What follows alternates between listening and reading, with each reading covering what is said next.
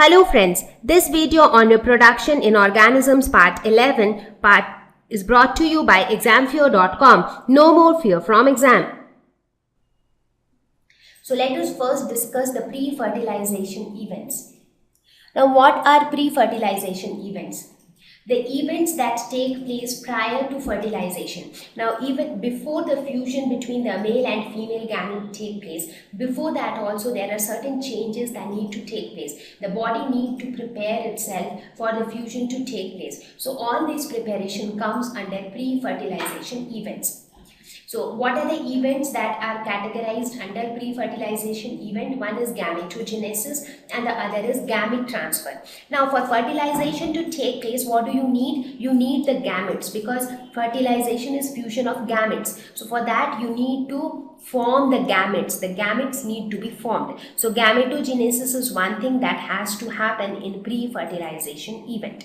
That is formation of gametes. And what is gamete transfer? Now once the gametes are formed, both male and female, they need to meet each other so that fusion can take place. So that transfer of gamete, so that they can be brought together for the fusion, that is called gamete transfer. So gametogenesis is formation of gametes and gamete transfer is bringing the gametes together for fusion to take place, because that is important. If the gametes are not brought together, then there is no point in the formation of gametes, because until and unless they meet, until and unless they fuse together, nothing is going to happen.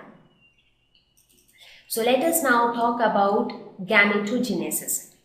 Now as I said, gametogenesis is the process of gamete formation. The male gamete, there is one male gamete and one female gamete. The male gamete, now in heterogamous situation where the gametes are not identical to each other, in that case the male gamete is called sperm or antherozoid and the female gamete is called egg or ovum. So generally sperm and egg are the terms which are commonly used because they are easy to remember also. So now the question is, how are these sperms and eggs formed inside the body? So that is what we will understand in the process of gametogenesis. So let us first talk about plants. So in plants we again have specific male and female reproductive structures. Which is the reproductive organ of a plant? It is the flower. So flower has all the reproductive structures, the male and the female reproductive structures. Now let us look at the male and female reproductive structures in case of plant. Because it is very important that we understand the reproductive structures in plants and animals before we try to understand how the gametes are produced. Now when we talk about plants, we all know that the reproductive organ of a plant is flower, right? Now, the flower in a plant can be of different types based on the male and female reproductive structure. Now, a flower can be said as unisexual if either male or female reproductive part is present in it. So, in this flower, uni means one. The word uni itself means one. That means it is expected that either of the sexes will be present in this plant. Either the male reproductive part will be present or the female reproductive part will be present. Now, which is the male reproductive part of a flower? It is just a recap, because I am not going to tell you the structure of the flower once again, because we have already studied it in our junior classes. So, male reproductive part is the stamen and female reproductive part is the pistil or the carpel, whatever you call it, they are the same. So either stamen or pistil should be present in it. Then the flower is said to be unisexual. Now if stamen is present, then it is a male flower because the male reproductive part is present. Similarly, if the female reproductive part is present, then it is a female flower and it is called pistillate. So the flower with stamen is staminate, the flower with pistil is pistillate. Now examples of unisexual flowers are papaya and watermelon. So this is about the flower. Now the plant which consists of either male flowers or female flowers, they are known as dioecious. So di means two. So dioecious would mean that either the male or the female flowers are present in this plant. It is also known as heterothallic. So these are the examples of unisexual flowers. So here you can see this is how the male flower looks like and this is how the female flower looks like. Now, bisexual plant are those if both male and female reproductive parts are present in the same plant, in the same flower. So then that flower is said to be bisexual. Bi means two. And any plant which has both male and female flowers in the same plant, that is said to be monoecious. So monoecious and homothallic, these are the terms used for the plant. So if the plant has both male flowers as well as female flowers, that is a monoecious plant. Right? Examples would be China rose, mustard. They are all examples where bisexual flowers are seen.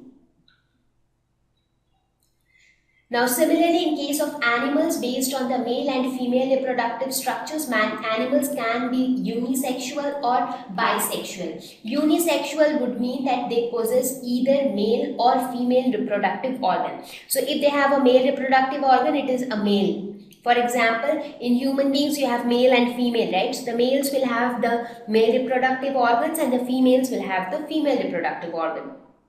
So individuals are either male or female.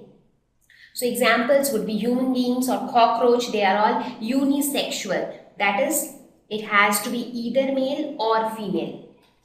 Now bisexual means both the reproductive organs, both male and female, would be present in the same organism. So one organism possesses both male and female reproductive organs. So these individuals are known as hermaphrodites. Hermaphrodite is a name given to those animals which has both male reproductive organ as well as female reproductive organ. Examples are earthworms, sponges, that is porifers, tapeworm. They are all bisexual. So they have the male reproductive part as well as the female reproductive part in the same animal. So now before we go ahead with gametes formation process, let us quickly have a recap of what is haploid and what is diploid, because this is going to be very useful in the next few slides and I don't want any confusion in your mind about this. So what is haploid and what is diploid? So diploid cell is the one which has two complete sets of chromosomes. So you actually have di means two.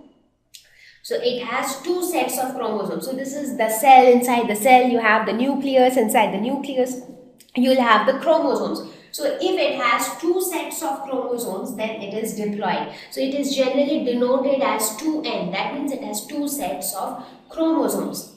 Whereas haploid is a cell which has single set of chromosomes, which is generally denoted by n. So here you can see this is n.